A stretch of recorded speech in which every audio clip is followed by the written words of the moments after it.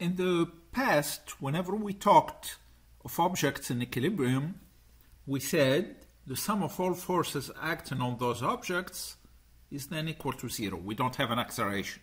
Objects, remember, can be in equilibrium if they are moving at a constant velocity or when they are at rest. So this is the translational equilibrium equation. And essentially, in this particular case, we are treating the object as a point mass where all the mass is concentrated at the center of mass.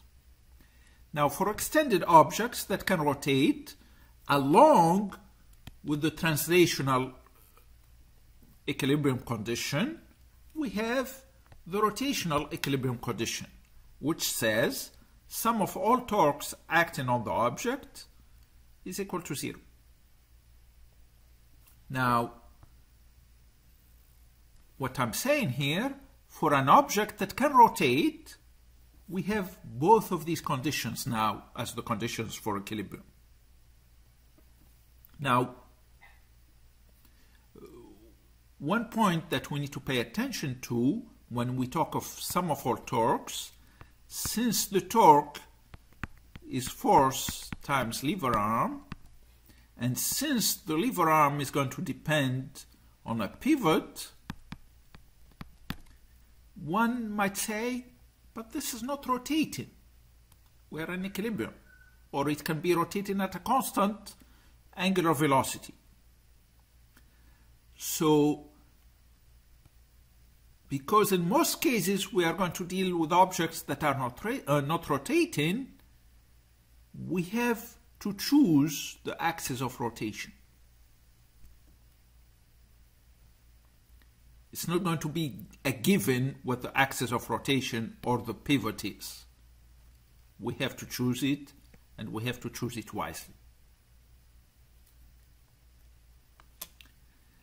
Let's look at this example here.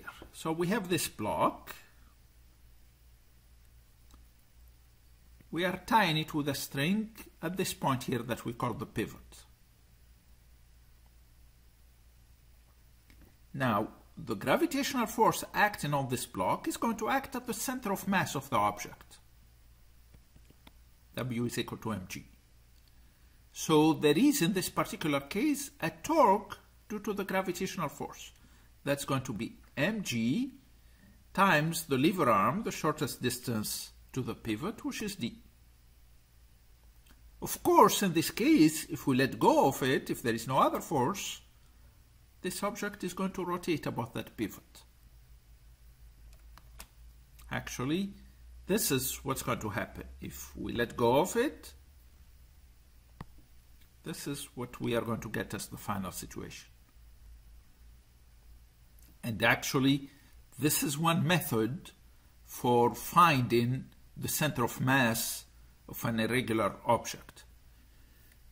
So this is the way we find the center of mass. What we do, we tie our object at different points, like here, 1, 2, 3, and every time that's going to be our pivot. Pivot, pivot. And then we let go of it and find the equilibrium position. Like this is the equilibrium position, situation 1, situation 2, situation 3.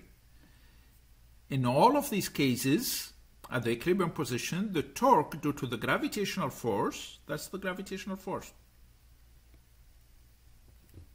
It is here, here, and here in red. The torque due to that gravitational force is going to be 0 because the line of action of that gravitational force is going to pass by the pivot. So the torque is 0.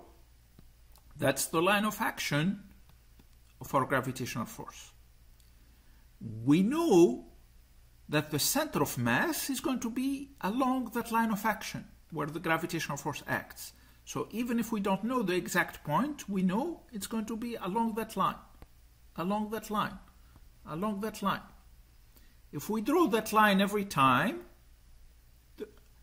the point where the lines are going to intersect is going to be our center of mass.